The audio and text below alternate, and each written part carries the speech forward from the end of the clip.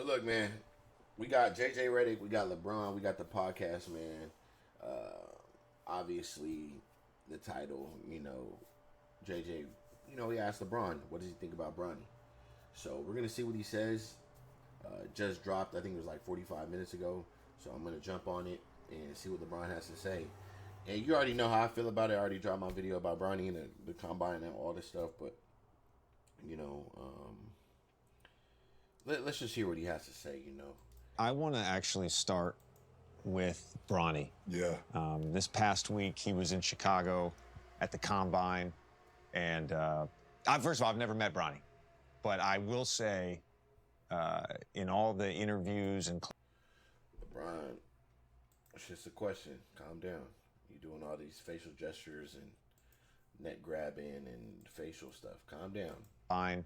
And first of all, I've never met Bronny, but I will say, in all the interviews and clips that I saw, his perspective and his mindset at that age was like really stood out. Yeah. It was actually quite remarkable. For you as a dad, I mean, what do you think? Obviously, my kids. What do you think? He's getting questions asked to him. Where are the other players? I really want to know. Basketball, much younger, but as a dad, watching him go through this process, what's it like? Wow, this is where we kicking it off with, huh, JJ? We go right to that topic. This nigga got tooth gems. I love it. Bron got tooth gems. You might not be able to see it, but if I blow it up real quick, he definitely got tooth gems. As a parent, That's to that topic, I love it. I love it. As a parent to be able to be, there to witness a child of yours start to live out a dream of theirs is something. Is it really a dream of Bronny's though? Let's be honest. I'm gonna be honest with you. Is it really a dream of Bronny? I'm gonna be honest, bro. Bronny's a gamer. He's a streamer / gamer, bro. He's just the cool kid.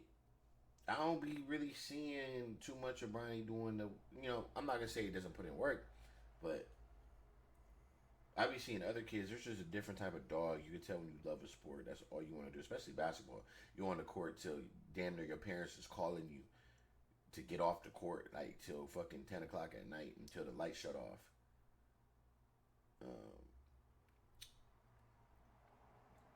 I just think there's a lot of reasons that we're not going to see Bronny be that dude, that physical dude.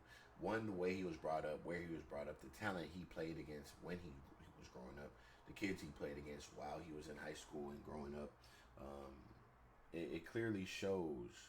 I'm not going to say he was sheltered, but it's just different, bro. And it's not his fault. It's not Bron's fault that he's a multi-millionaire, you know what I'm saying? That he couldn't just be around everybody as far as just every city and stuff like that. And just, he was more so with I don't know how to explain it as far as that way, but it's not his fault.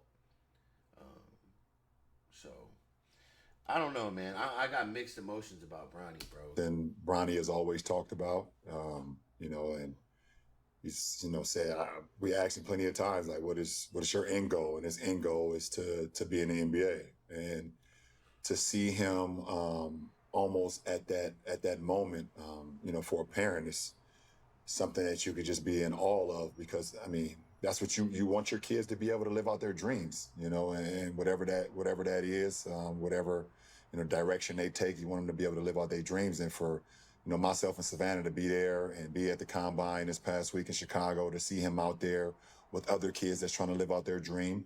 It was a pretty remarkable, I don't know what to say. You should have stayed your ass away from the combine, Bron, is what you should have did.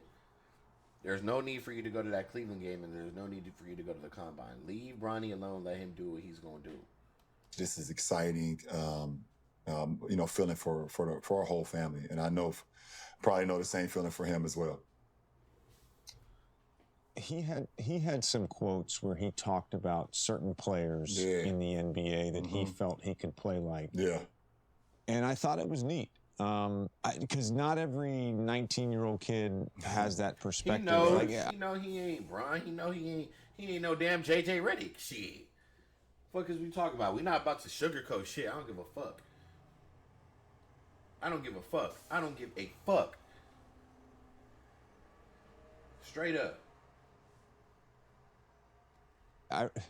Nigga, I ain't gonna lie, bro. That nigga not scoring on me. Straight the fuck up. We about the same height. He not scoring on me. Trust me.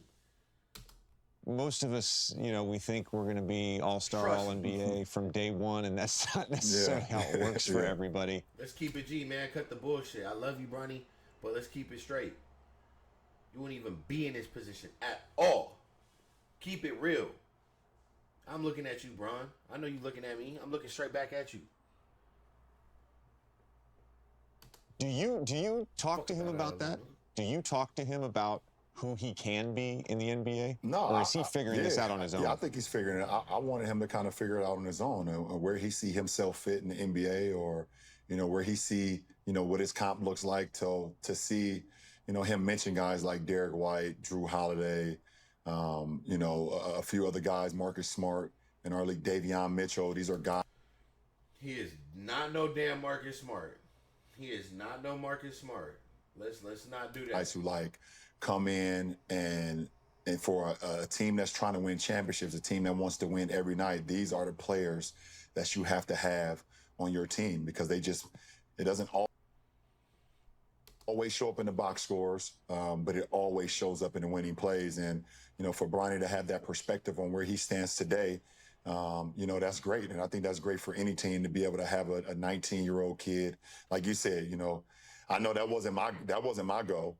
My goal was listen, I'm trying to make it to the All-Star game. Yeah, keep it right, Bron. Yeah, you want to hold every vet us too. Game in year one, I want to be, All-Star. I want to be MVP. I want to be this, all of these things. And a lot of us have those aspirations. But, for Bronny to just have that mindset of listen, at this point in time in my life and in my game, I know where I stand, but I know how I affect the game, he's great. This is great marketing. Every team needs a 19-year-old like that. Good marketing, Bron. Just a winning player, and I heard exactly what them scouts said, and I see it from my eyes. I just love his mindset. It's just some of his answers. Talk about a defensive player at 6'1". Who the fuck is you gonna guard? And who the fuck is you gonna guard at 6'1"? A lot of the questions that was given to him was I was in awe of, because we've never actually, even talked about it. But he's living in it. He's living in the moment, and he's definitely carving out his own lane. He's definitely not his dad, and I'm not him. I wouldn't be able to handle the scrutiny and all the things that he got going on, at his age and at his level, and with social. You put him through that, Bron. Don't try to make it seem like it's so much now. Oh, this nigga Bron, bruh. Bro, hold on, man. Let me go ahead and send this over to my boy, bro.